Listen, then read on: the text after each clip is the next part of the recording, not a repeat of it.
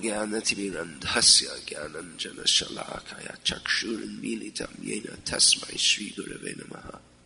Srimad Bhagavad-gita, as it is, translation and commentary by His Divine Grace, A.C. Bhakti-Vedanta Swami Prabhupada, Chapter 4, Text 13. Those of you who know this may chant after me, line by line. Chaturvarnyam maya srishtam gunakarma vibhagashaha tasya kataram apimam vidyakataram avyayam.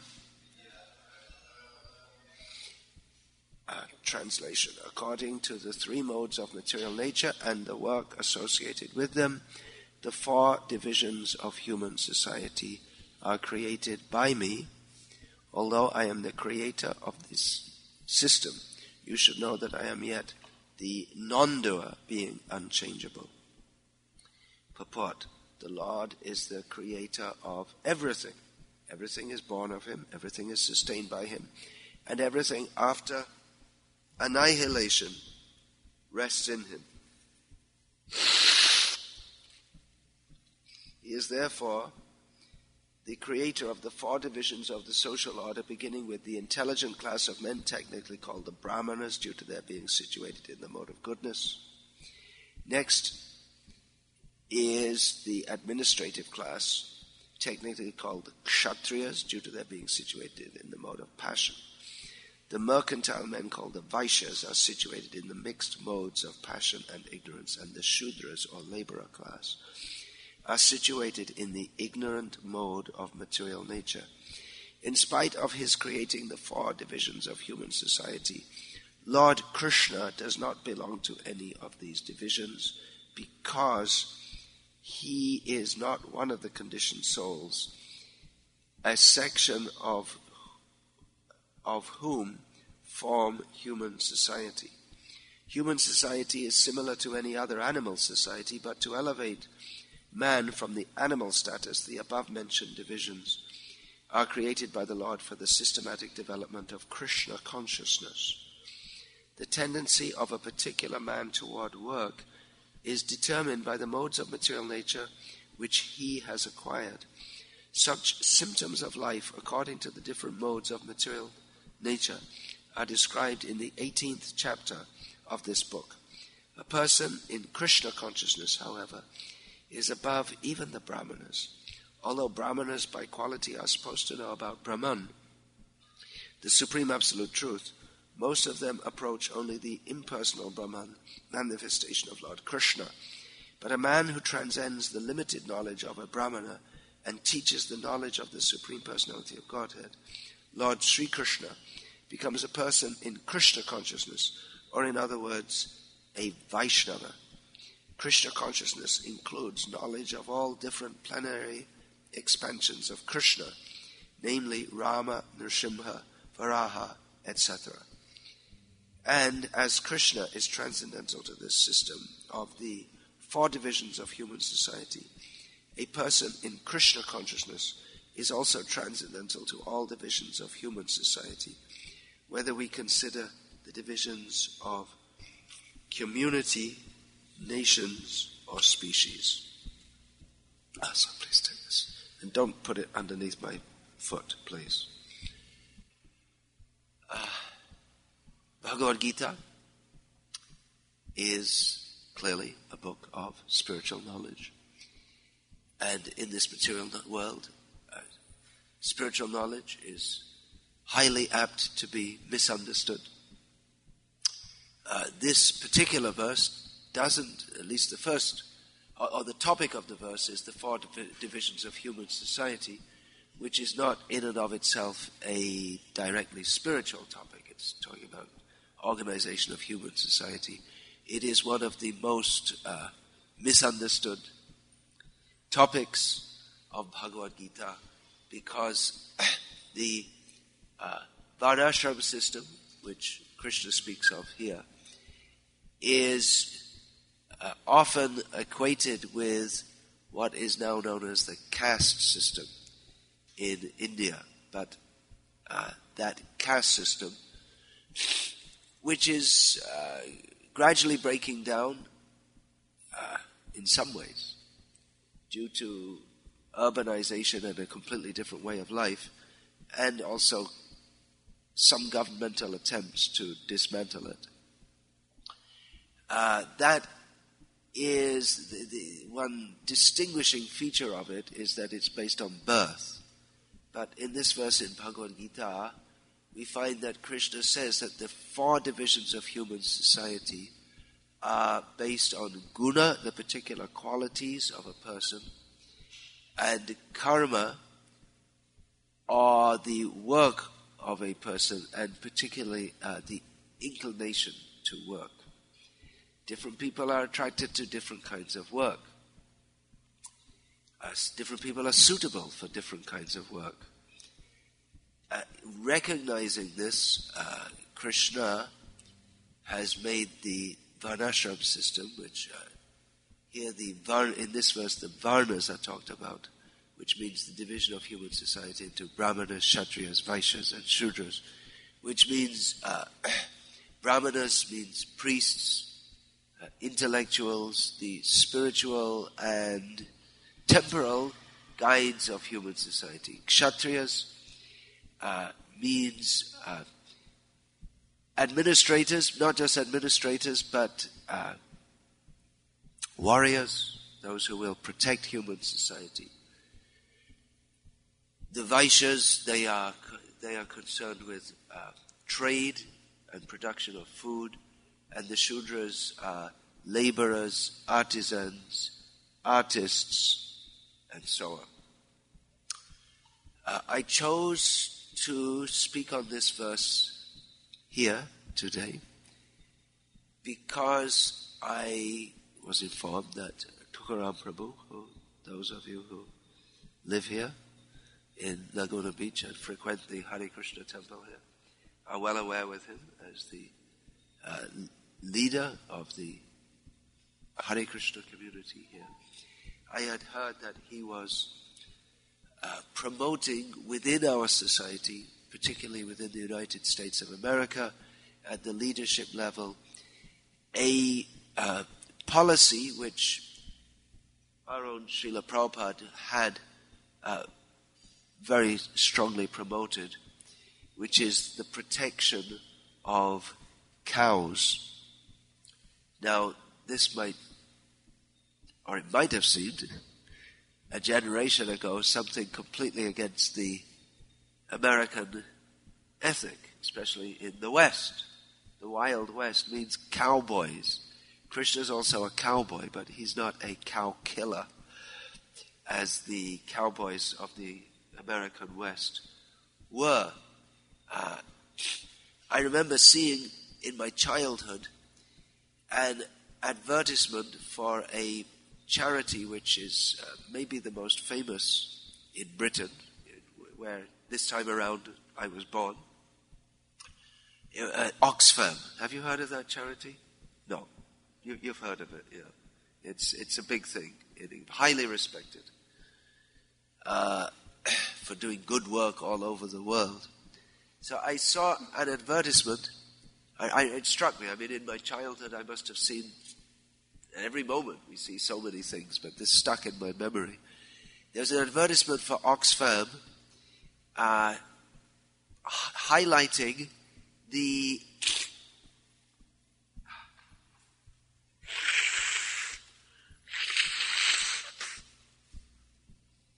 ongoing drought and famine in Bihar, which is a state of India, and it was coming in the news a lot in England at the time. Later, when I went to Bihar and I spoke about it, no one knew what I was talking about. They were not aware. We were aware of it in England, but in Bihar itself, they weren't aware of it. Funny thing. So anyway, there was in their advertisement for Oxfam. Advertisement means they want your money to do good work. And in the advertisement, it showed a photograph of an old man, very thin, with all his bones showing, and a cow. standing next to a cow. And Oxfam said that the gist of their advertisement, which struck me, so that I remember it to the present day, is that you should give money to us because we're not just feeding hungry people, but we are educating them. You see, there are people starving in Bihar, and there are so many cows, but no one will kill them. So we're educating them to be not so stupid, and they should actually kill the cow so that they can survive. Which actually, in Mahabharata, there is an instance like this where it is theoretically possible, according to Shastra. So that stuck in my mind, and when I came in contact with Krishna's cow protecting culture, which is very, very different to the Wild West culture, or, again, where I'm from, the British pride themselves on being beef eaters. The idea that if you eat beef, you become very strong and it's very masculine. And it came in my mind, this advertisement, and what a completely different outlook on life these people have. And it also struck me that very old men with their ribs showing, well, that's quite commonly seen in India, because people, when their parents go old, they don't send them off to some institution where they can't be seen, but they keep them at home and look after them like they look after the cows who have given milk throughout their life. They look after them in gratitude until they pass away. And it's quite, in the hot climate of Bihar, it's quite common that men go bare-chested, and that old men whose digestive system is broken down, they have ribs showing, so they may not be starving, they're just getting ready to die. It's a normal thing. No one tries to hide it in India, they just take it as death is part of life, and we've had so many lives and we're just going from one to another. So Srila Prabhupada, he, some 40 years ago, coming on 50 years, he introduced this Krishna consciousness to the world on the basis of Bhagavad-gita, and it is a sublime, this is a word that Srila Prabhupada often liked to use, a sublime spiritual culture. But we find in Bhagavad-gita that Krishna gives direction to human society how to live in this world. It's not just meant for the individual spiritual uplift, but Krishna gives direction in Bhagavad-gita, and in the whole corpus of Vedic literatures, of which Bhagavad-gita is the essence, there are many directions on how to live in this world in a manner that we can become detached from it, purified, and go to the spiritual world. It may not be that everyone's going in this lifetime, but everyone, by participating in this Vedic culture, can make gradual progress, or at least,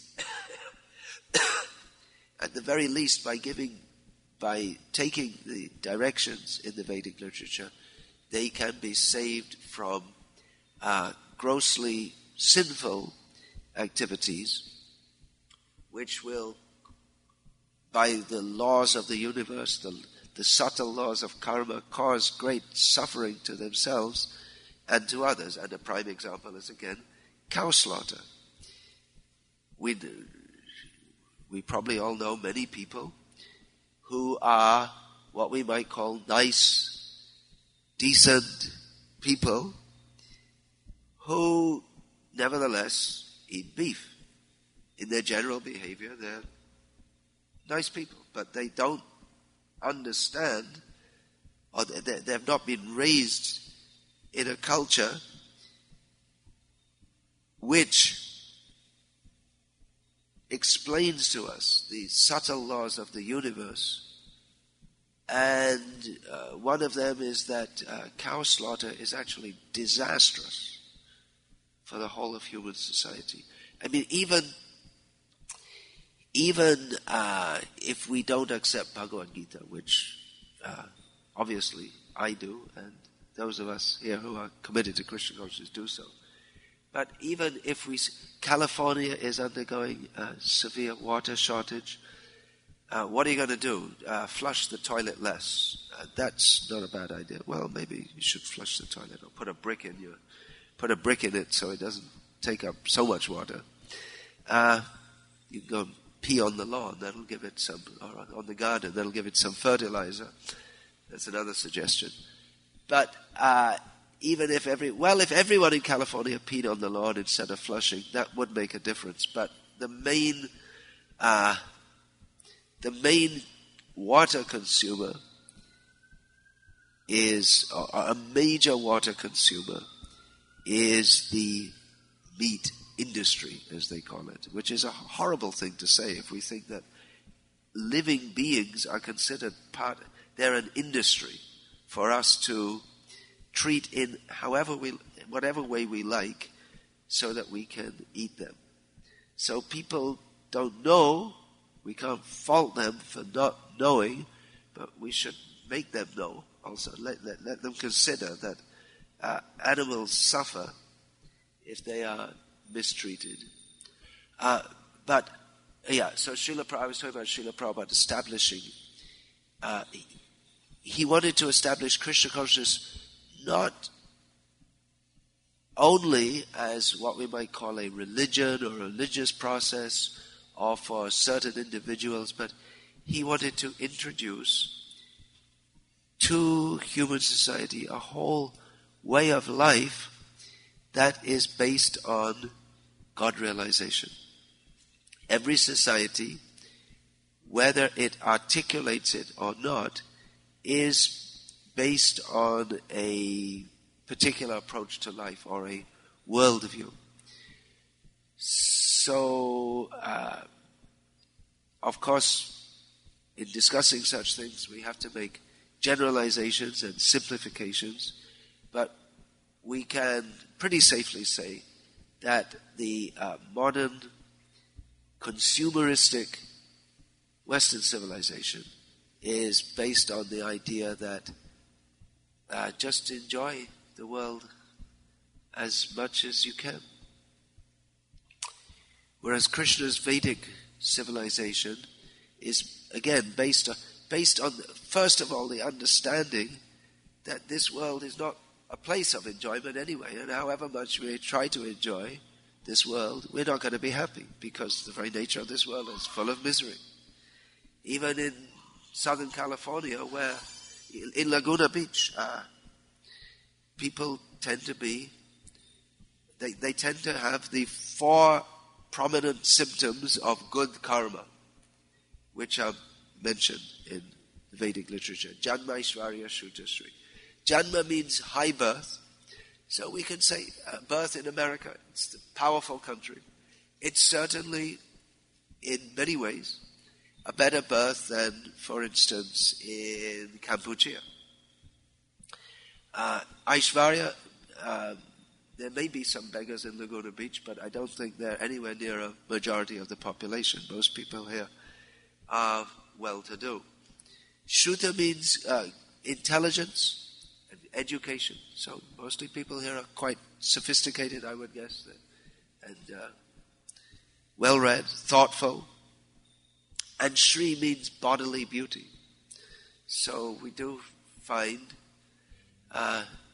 people in this area also tend to be quite good-looking, at least in their youth. And as I look at some of the older people here, they may not be presently suitable for pin-ups, photos, but quite likely they would have been in their youth if they were interested in such things. So even though we find people in this area, definitely we can surmise that they must have been pious in a previous life, by which they have many facilities for material enjoyment. And the weather's great, except it was probably like a little more rain time to time. How much can you ship in from behind the mountains? But despite having all these facilities for material enjoyment, people are, on the whole, not very happy. And many people are not only not very happy, but are, although they may not show it outside, severely distressed internally. They may not even admit it to themselves. So Krishna in Bhagavad-gita teaches us that, if you're not happy, that's not surprising, because this world is not a place of happiness, and even if we have all facility for happiness, we can't be happy in the truest and fullest sense of the term, because as our nature is spiritual, we are meant for spiritual happiness. That means eternal happiness, complete happiness, non-exploitive happiness, the happiness of sharing love with others, specifically centered on Krishna himself, who is the supreme object of love. Hare Krishna. So Srila Prabhupada, he came to the West, he brought Krishna consciousness, and he had a social program for reforming human society so that people could live simply and happily and peacefully in this life, as far as it is possible to live happily and peacefully in this world, and make progress toward the ultimate goal of life, which is to be free from birth and death, and to go to the spiritual world, to live there eternally in complete bliss. So a cornerstone of the social system that Srila Prabhupada wanted to establish is called Varnashram. And a cornerstone of that, absolutely essential to that, is cow protection, which in the 1960s, when Srila Prabhupada was first ministering in America and in the Western world, it was a concept so foreign that most people couldn't even begin to get their consciousness around it. But the time is coming when many people can understand that it is intrinsically wrong. We may not understand it, but it is intrinsically wrong to torture animals or to kill them practically for the pleasure of the tongue, when it is not necessary for human sustenance. Particularly cow protection is a central point of Vedic culture, because one thing is that Krishna, he's the supreme Lord, that same person who has been pretty badly represented in the Western world by the name God. He's the supreme loving person. He can do whatever he likes, and he does do things. He's not just some sitting on a cloud listening to people strumming harps. He's active, he's joyful, he's sharing love with others, which means there are activities. God is active, spiritually active. What does he do? Well, he is, of course, in one sense we can't define God, but he is, by his own definition, a cowherd boy. That doesn't mean a cow killer. But he can do whatever he likes, and he does whatever he likes. And he dances, he sings, he dresses very nicely, he eats nice food, very healthy food. Not that he can become unhealthy. But what he does throughout the day is he looks after cows. So that's a major reason for protecting cows. It's because Krishna, although he loves every living being, he particularly likes cows. So to kill cows is, it goes against what Krishna, the source of all love, wants for us. The cow also provides milk, which is the best food for human society. Now, I know there are many vegans who say that it's actually bad for you, and there are increasingly people who are allergic to lactose. That's a bit of a complex discussion. I believe there may be reasons for that, which also caused by the hormonal imbalance that imparted from parents who eat all kinds of foods which are not meant actually for human consumption. But actually, according to Ayurveda, which is the ancient Vedic science, it literally means the science of life, which teaches us, first of all, how to keep healthy. And I'm not doing a very good job, it seems, by having a cold. But if you travel around in the modern world to spread Krishna consciousness, it also involves going in airplanes. A few days ago, I was on an 11-hour flight, and I guess I picked up the cold there. So excuse me for not practicing what I preach in this regard, but I guess that's beyond my control. So living a healthy life, getting free from disease, Ayurveda. And Ayurveda, like all the Vedic literature, it points us toward maintaining the body so that the body may be used for God realization. So Ayurveda teaches us that cow's milk is that. By cow's milk, we don't mean that stuff full of hormones, full of hormones that have been injected into the cows and all kinds of nasty things. But a pure cow's milk nourishes the brain tissues, which are conducive for contemplation of higher spiritual subject matters. There's actually a difference between the cow's milk that comes from indigenous Indian cows and the kind of cows that are in the West. And that's known now by modern scientists who want to... There's now a move to introduce Indian cows in the West, because the kind of milk...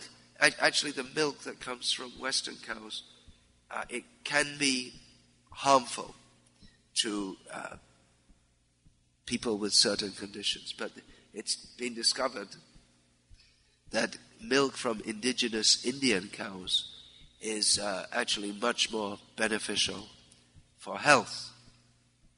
So, and if that is made into ghee, the essence of milk, that also has tremendous prophylactic, therapeutic, nourishing properties.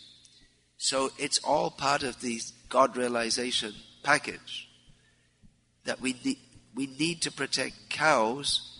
If there is a subtle karmic fact, which many people who are aware of karma and the law of karma, they're not aware of the karmic fact that if we protect cows, if the cow is happy, then human society will be happy. If the cow is mistreated, then we can have peace conferences, we can have different kinds of political theories, but humankind will always be unhappy. It's not, this is a karmic situation, which it's not only that what we do affects future lives, but it affects us here and now. We may think that it's insane. Why is there terrorism in the world? And why is there so much fighting? And we can talk about it, but as long as we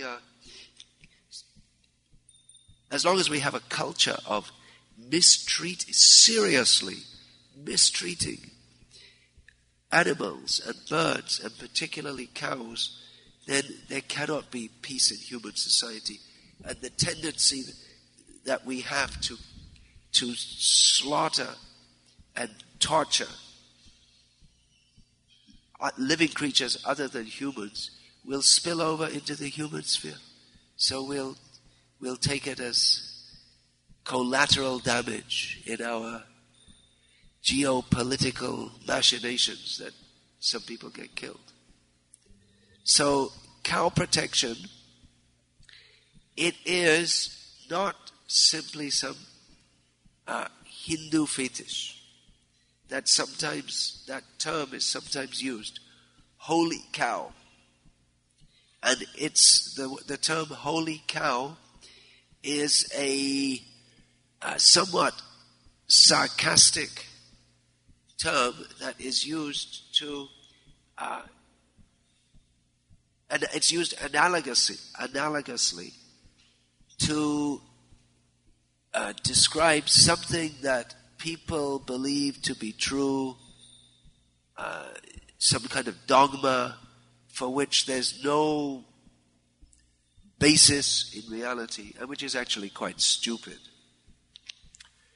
But actually, as we understand from Bhagavad-gita and the Vedic literature, all the Vedic literature, cow protection is a cornerstone of human civilization. We cannot actually call a society civilized in the true sense of the term, even if it has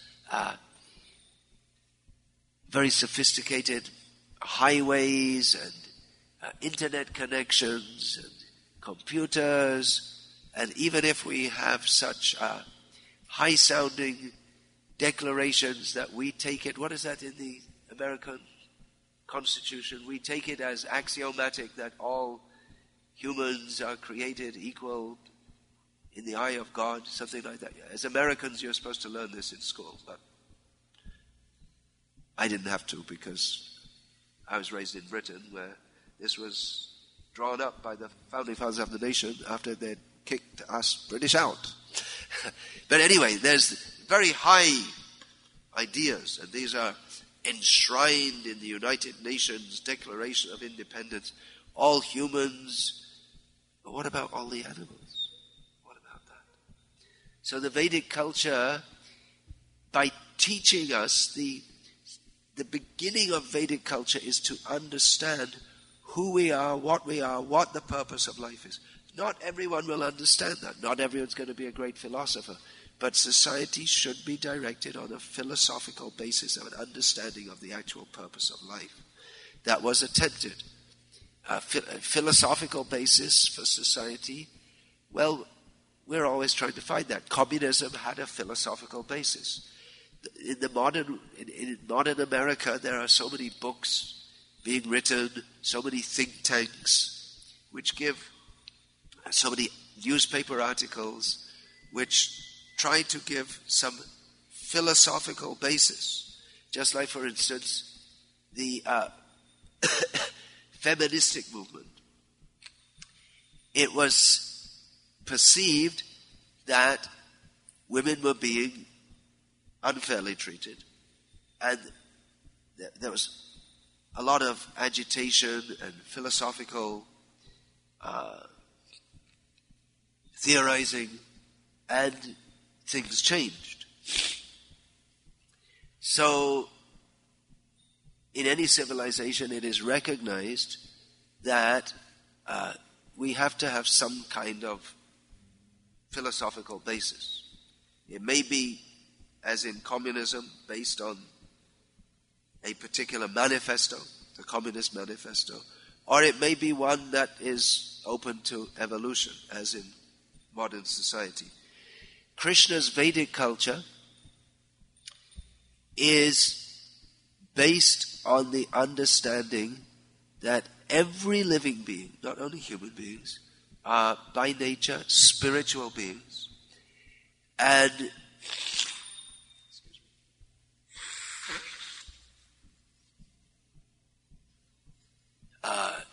the goal of life for everyone, especially those in the human form of life, is to attain liberation from the cycle of birth and death, and ultimately to attain pure love of Krishna, the supreme loving personality of Godhead.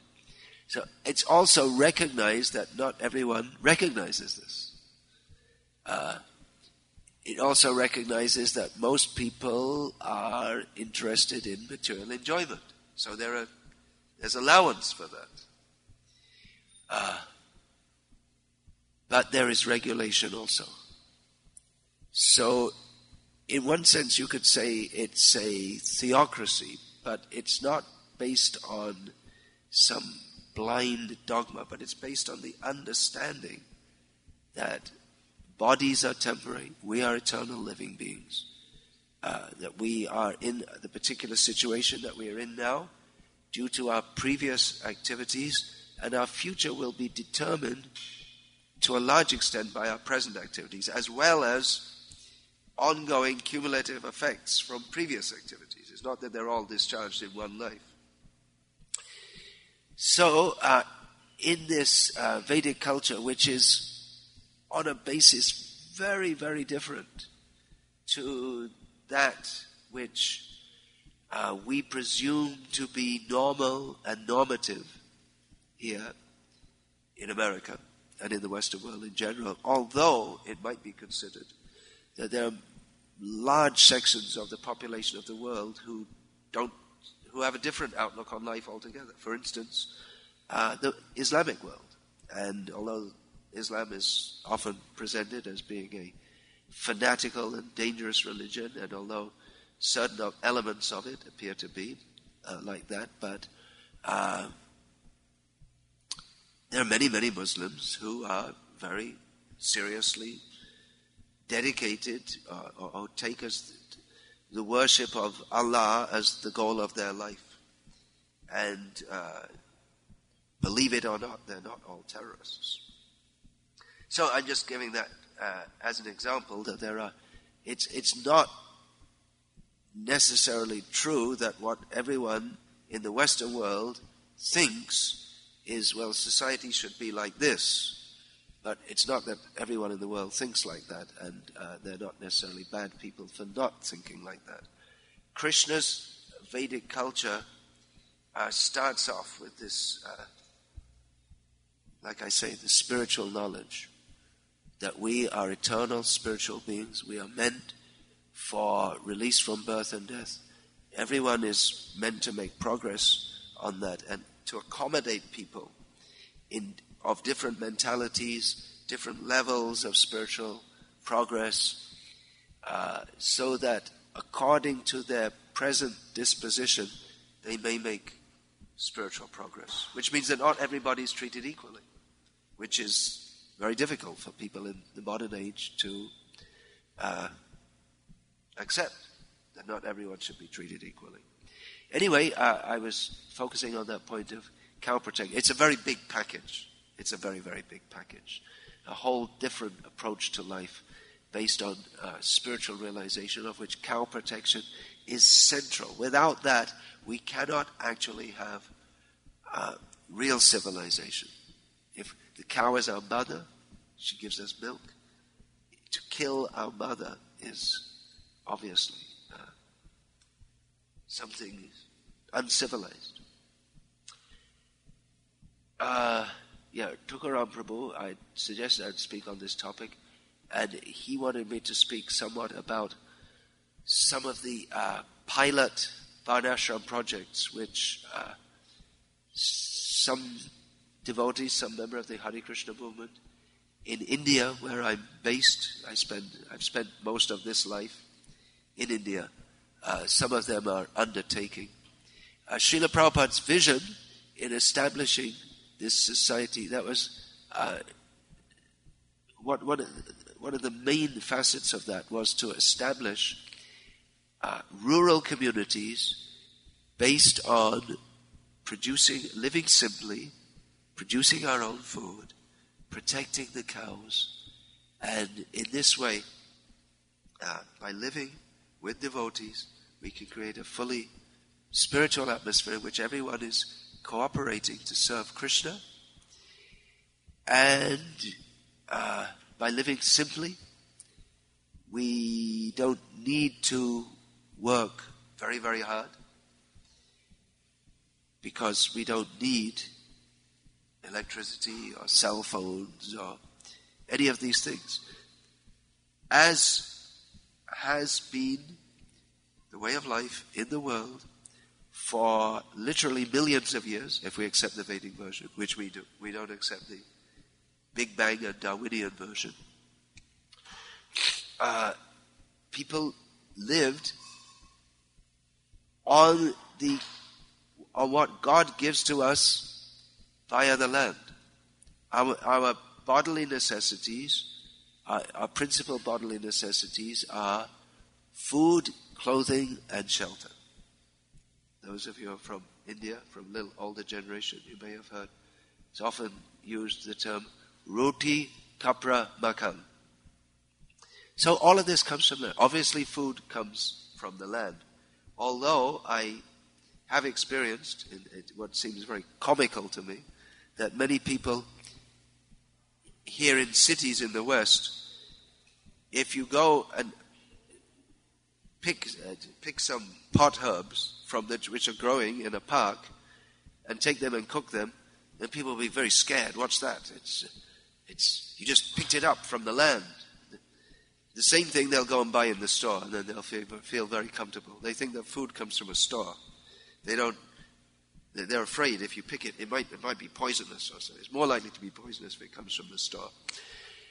So food should be obvious that it comes from the land, although nowadays most people seem to think, where does milk come from? It comes out of a what do you have it in cartons here? In America it comes in cartons.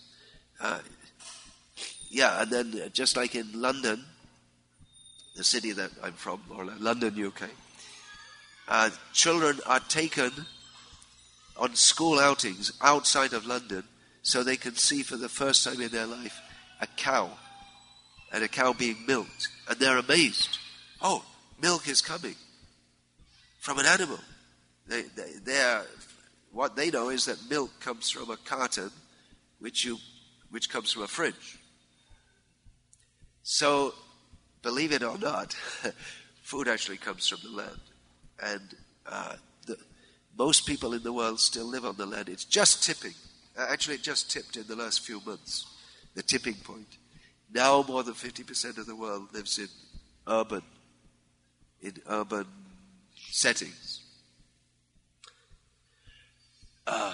So food, clothing comes from the land.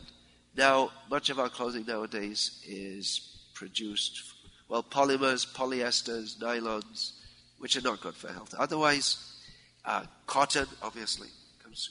Is it obvious? Maybe not. Who's seen cotton grow? You don't grow cotton in this part of America. That's in the southern states of the USA. And, of course, in India, cotton has been a part of the culture since time immemorial. Again, it's in certain areas, not in all of India. Anyway, I won't get into farming demographics in India. It's a bit off topic. So cotton, flax, jute, wool from sheep and llamas and goats. These are all wool producing. Leather, actually, that's also can be used for shoes.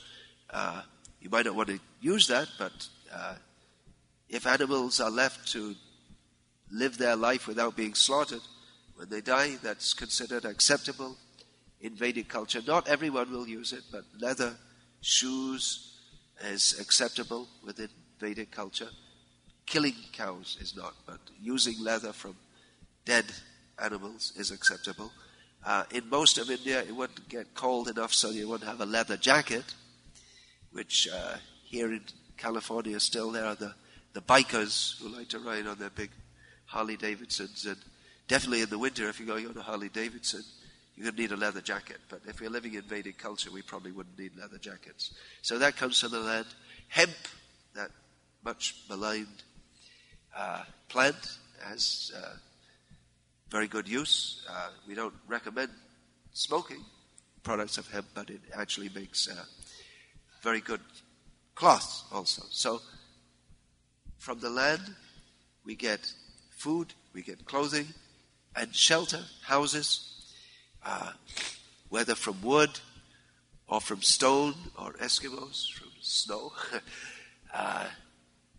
from bricks. That's also, it all comes from the land. So by God's arrangement, everything is produced. Everything that we need, our human necessities, are available from the land. And our highest necessity, which is cultivation of spiritual advancement, that goes very nicely with simple living on the land. It comes practically automatically, because when one lives in the lap of nature, one understands that we're relying on the land, we're relying on nature, but that is not under our control. There is a higher power. The rain, the wind, the sun, it's all necessary. A certain amount of sun at certain time. It all depends on higher powers. We are not, we can't, you can bring fertilizer, you can have a PhD in agriculture, but if there's no rain, if there's not sufficient sunlight at the right time, you can't grow anything. I'll just throw in a little anecdote here. A few years ago, I was speaking to a devotee from Slovenia, which some of you may know is a small country in Europe. And I was asking about him, and he told me he grew up on a farm, his family farm, which is parents and grandparents and great-great-grandparents. It's the family farm. So I asked him what he's doing. I said, well, I'm taking a degree in Ljubljana, the capital of Slovenia. I said, why are you taking a degree? You have your parents, your grandparents, your great-grandparents, they lived on the farm. Why don't you just do the same? And he told me, well, I do plan to, but nowadays, if you want to farm, you have to have a degree. You're not allowed to do farming without a degree, because you have to learn about all these different complex methods of spraying with different poisons, and it's absurd. So, Krishna provides everything that we need without massive industrial enterprises that sap the spiritual vitality of people who actually, living in a big city, it actually, just by living in a big city, unless we have a very strong spiritual sadhana,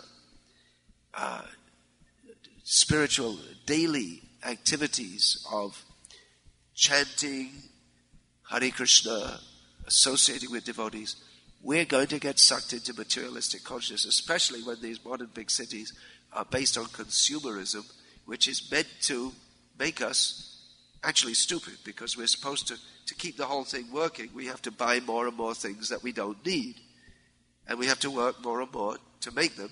So we are required to be stupid to run on the society, and we're educated like that.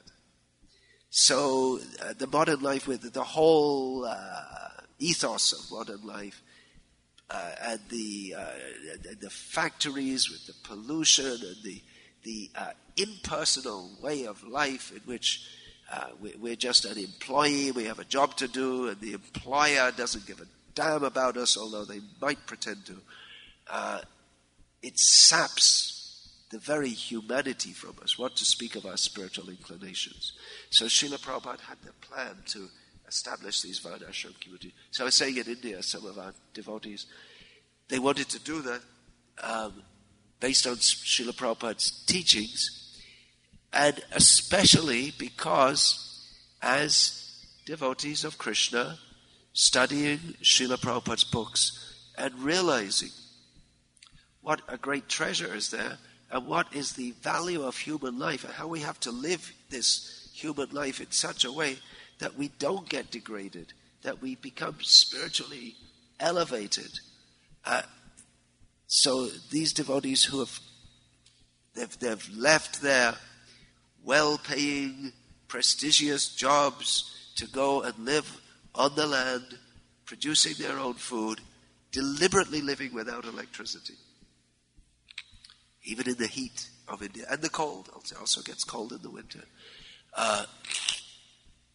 The main reason which spurred them to do that was because of their children, because they didn't want to expose their children to the degradation of modern life. And actually, in some ways, in India,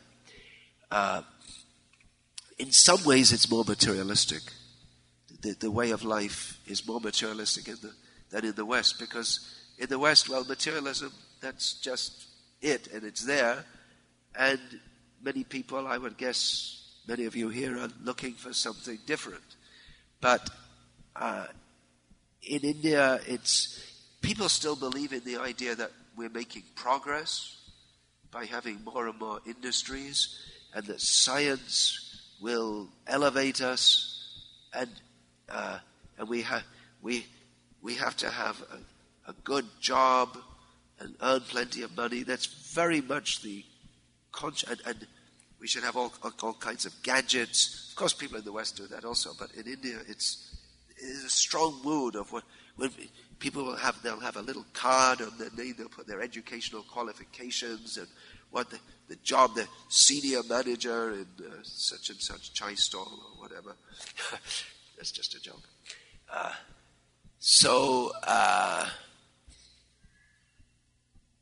And even what the children learn at school, they at school have to watch television, because they'll get asked in the class in the morning. That the teacher will tell them, okay, you have to watch this program on TV tonight, and you're going to get asked questions about it tomorrow. And absolutely horrible programs in which they deliberately promote through the TV all kinds of degraded things, and the children have to watch that. And if they don't, they fail in their test, and all the other children think they're stupid. It's an anti-spiritual atmosphere. So our devotees, they've taken this bold step of moving to the land, growing their own food, protecting cows, and educating their children from the beginning of life in the real values of human life. So, Hare Krishna, I just spoke a little bit about it. It's a huge topic. This should be done in America also. I was just speaking with Prabhu about this. His vision is, let's start with cow protection and move from there. We are fortunate by Srila Prabhupada's grace to have a vision of how people could live very happily in this life and make spiritual advancement by living simply on the land, producing what we need, not working more than we need, and spending the rest of the time celebrating Krishna's mercy on us, Krishna's consciousness, singing and dancing in praise of Krishna. So, it's time for a revolution in America, right? You had one American revolution, and ever since then it's been, well, especially we could say in the last 50 years or so, it's been really a devolution. And America is in a big mess. I think anyone who's objective about that can understand this country's in a big mess. It has tremendous social problems, what to speak of its fiscal problems, which are anyway, you know better than I. If anyone's just a little bit intelligent and follows what goes on in the news and this and that, you might not want to see Fox News. You might not get the right story exactly, but it's really a disaster. It's really a disaster. It's as we see in the history of any great civilization, that decadence is the precursor to absolute collapse. So it's time for another American revolution.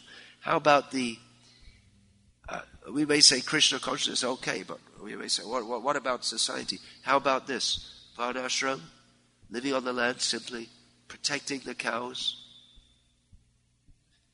Any volunteers? Are we ready to accept volunteers? Yeah, but there would be. We have to work on this as a priority.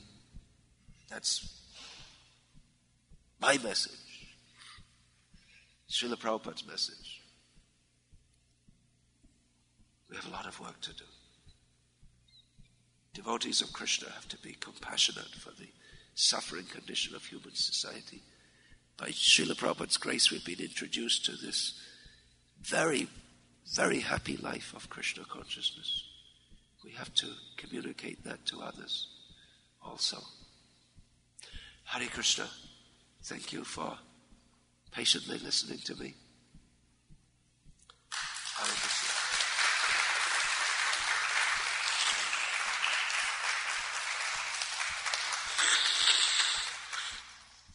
Thank you for having me here, even though what I say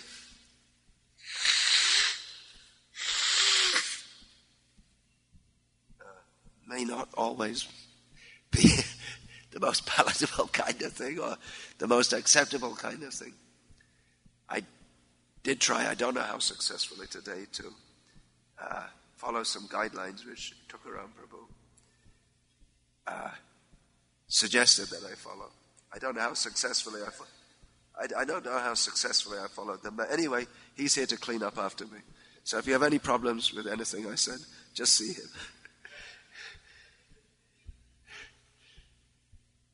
Yeah, that looks like a question is floating in.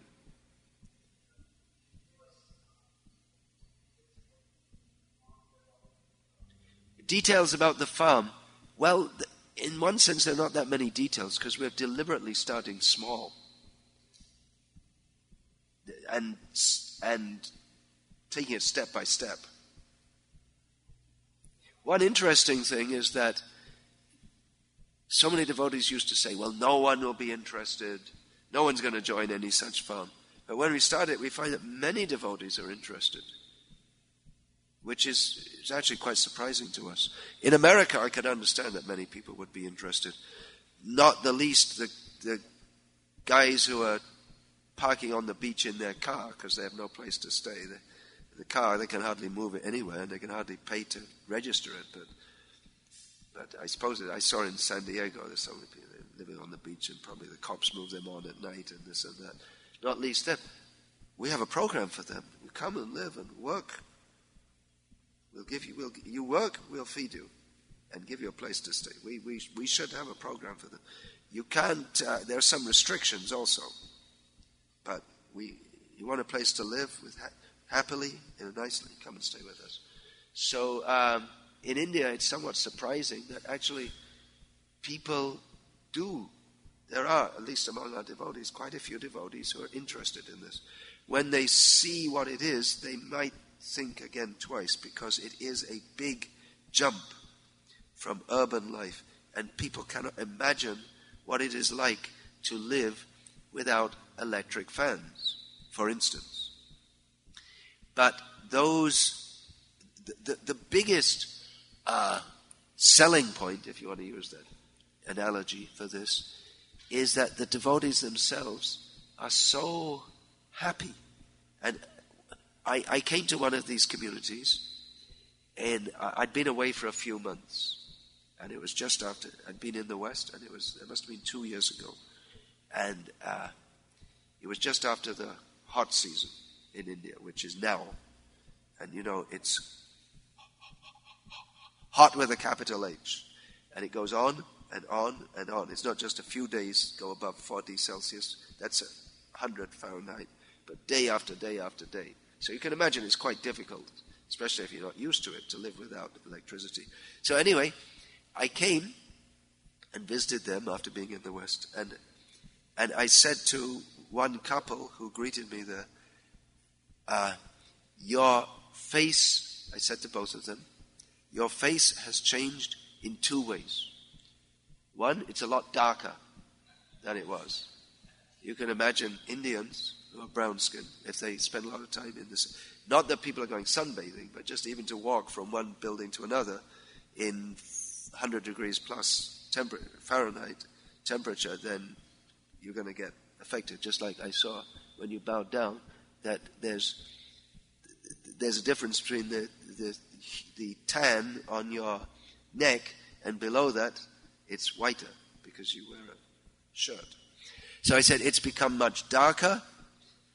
Your face has become much darker, and it's become much brighter also.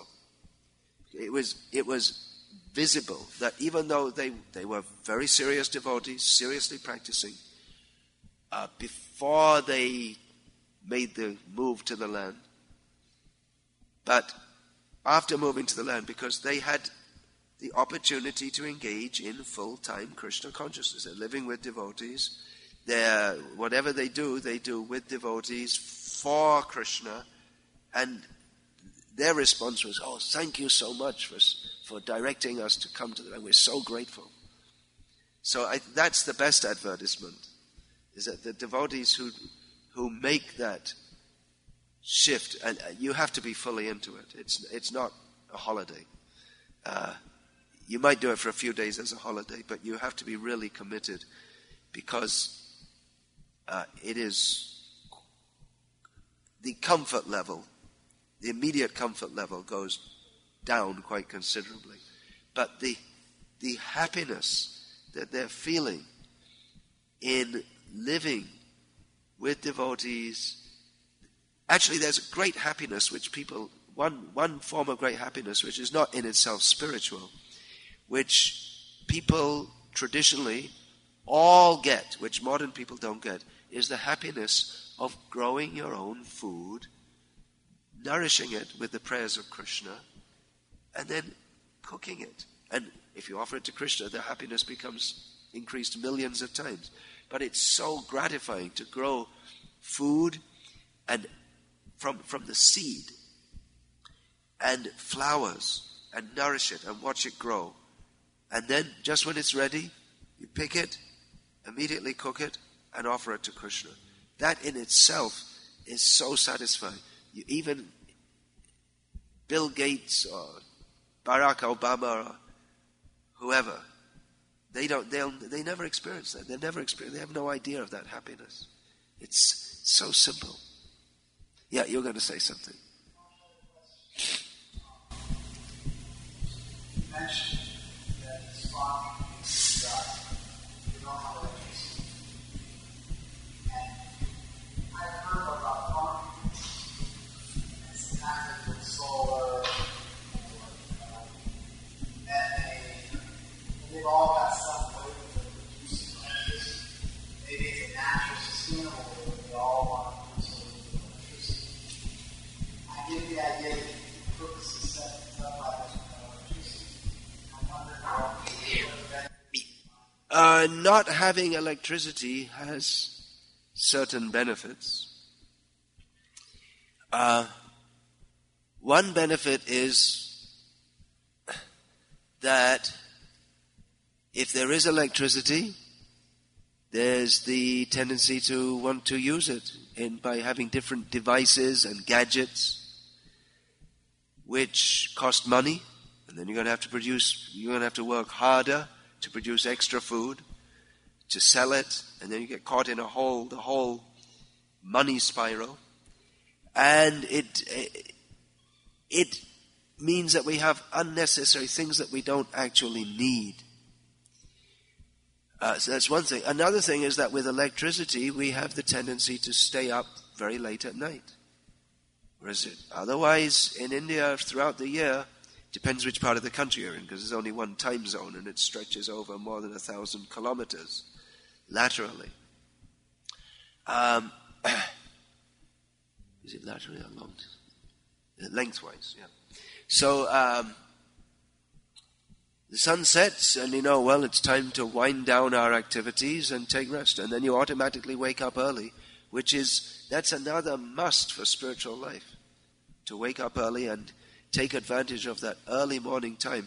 You may not experience so much difference in the city between the early morning and the rest of the day. But if you're away from the smog and the neon lights, and you can palpably perceive how that time of day is conducive for all spiritual activities.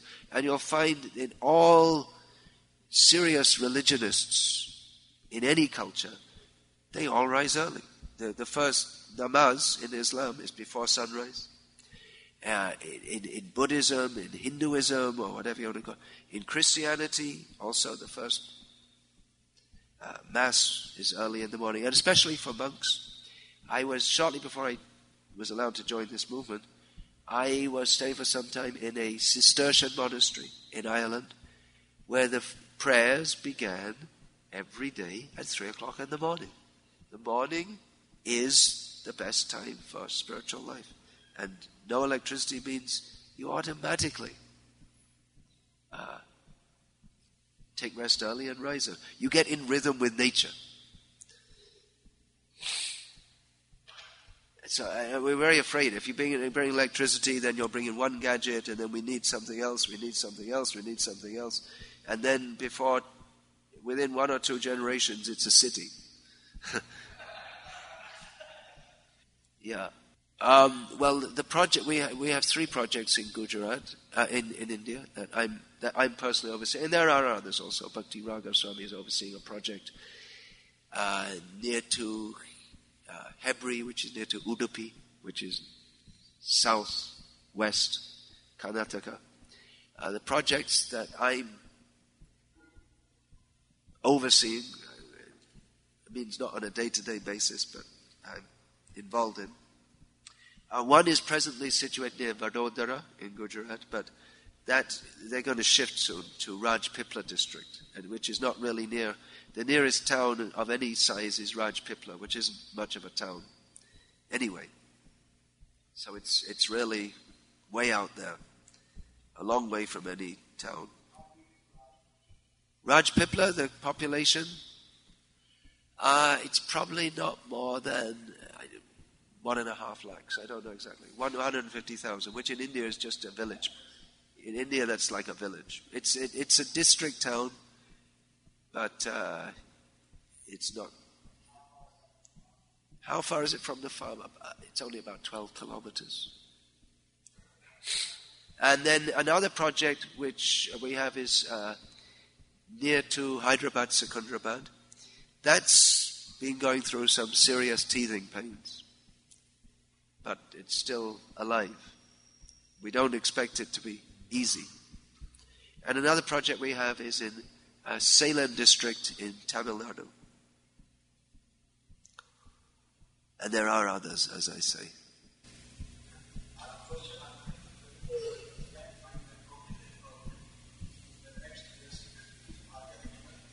The next best thing is the organic milk. Try and ask this gentleman here, if you want to get cows, milk from protected cows, please ask Tukaram Prabhu. He can help you.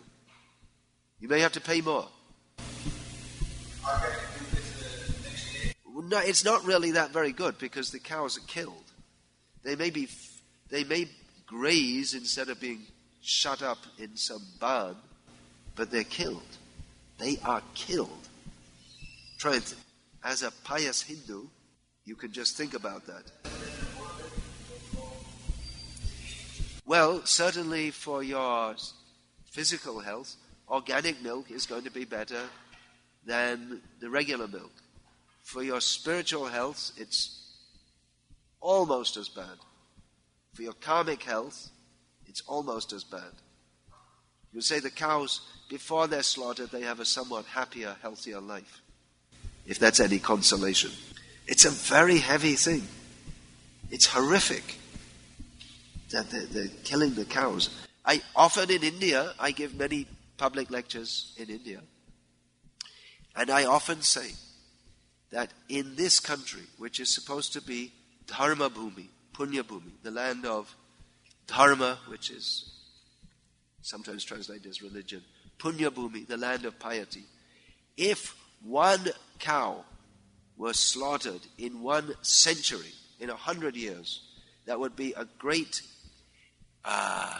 scar I usually use the word kalank, for the whole nation. But in this country, daily, thousands and thousands of cows are being killed. This is... I recently discussed this in some detail with... I was staying in Rishikesh, and I discussed it in some detail with a person who's very much connected with Gita Press, Gita Bhavan. Gita Press has a huge establishment in Rishikesh, Gita Bhavan. So I discussed it in some detail, and the point that I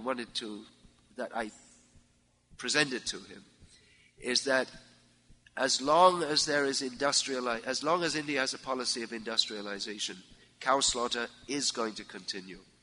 It must continue. It's not even so much the Hindu-Muslim. Another point I made is that if we really want to stop cow slaughter in India, we're going to have to convince the Muslims. Because if you just stop it, then it's going to be taken as a communal action. There's a lot of communal unrest in Hyderabad. It doesn't always get reported in the press. But I go to Hyderabad quite often. I hear about it. It's not allowed to be publicized in the Indian press. What happens is that the Hindus try to enforce the law at Eid that there should be no cow slaughter. It's actually the law, but as you know, in India, the law is often what people think it should be, rather than what is written. So that creates communal unrest. And then the Muslims, they try to stop the slaughter of sheep and buffaloes at Durga Puja. So we should one thing is to convince the Muslims. But as long as there is industrial society, one thing is that people's piety is reduced. And another thing is that India, apart from domestic consumption of beef, which is great and increasing, the major portion of India's beef goes to the Gulf countries, from which India gets oil. So they need the foreign exchange to import oil to support their industry. It's a major source of income. And the leather industry, which is concomitant with that. So I know that the present or the incoming new government, the party, they have we can say at least a sentiment to stop cow slaughter. And among their shenanigans in Karnataka when they were in power, they also did make a law to ban cow slaughter, but it didn't get ratified. So they have that sentiment. But to actually implement it requires a serious... it should be done. And if any government's going to do it, there's a hope with this government. But I'm not so very hopeful, because the present or the incoming Prime Minister, as far as I perceive, he's not been voted in, because after all, it was Modi who was voted in, not more than the BJP maybe. It wasn't so much because of his Hindutva policies as because people perceive that he's a man who can facilitate the economic progress of India, and especially the business class of people. Modi means business. That's one of his slogans. So he's very much a proponent of industrialization. And the progress that Gujarat has made under him, as it's called, has been largely due to his facilitating industrialization. For instance, the SR projects and Reliance projects near Jamnagar. They're all huge townships. So it's difficult to put the two together. How are you going to promote industrialization, which runs on oil, which comes from the Gulf countries, which consume Indian beef, which produces the foreign exchange so you can buy the oil? So it's a tangle. just talking, anyway, I could go and talk, I don't want to get too much into politics, but there are ideals, and we have to see how to practically implement that also. I don't think it would be a good idea in India to just say, stop cow slaughter. Just stop it immediately without preparing the economy and the people, especially the Muslims and the Christians, but especially the Muslims, for that. But as I say, we're venturing into politics. But if we are going to have a message for society, then we're going to have to think about these things also. Yeah, please.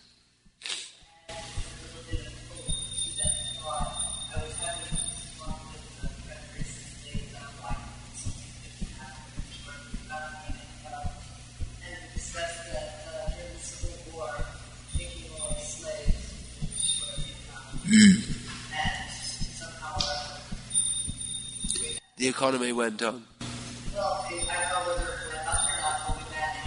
Oh, yeah, the idea was that if we didn't have slaves on the cotton plantations, then the price of cotton would go up and we couldn't compete. Then cotton would become, it wouldn't be a major staple of the American economy would be lost, because we'd have to pay these people instead of just supporting them, although probably the amount they got paid came out to pretty much the same thing. But as I understand, I read something about this recently. Anyway, Britain, which was a major recipient of America's cotton, was anyway looking to India and importing it from there. So it was an overemphasized factor, according to some historians. I just read something about that recently. Everyone's always reinterpreting history. As you might have noticed if you read about history. It's always getting reinterpreted. It's amazing. History, you don't know what's going on, because now I heard there's some idea that, even the Second World War is inevitable not because of Hitler, but because actually Srila Prabhupada said something like this, because the British, Hitler may have been the instrument, but the British, they had conquered large portions of the world, and they had they had access to cheap raw materials and a huge market to sell their goods, whereas the German goods were better, but they didn't have a market. So anyway, that's one analysis which, in my wanderings around the various fields of secular knowledge, I heard about this idea that actually the Second World War was inevitable, not because of Hitler specifically. Anyway, there are so many things. Chant Hare Krishna.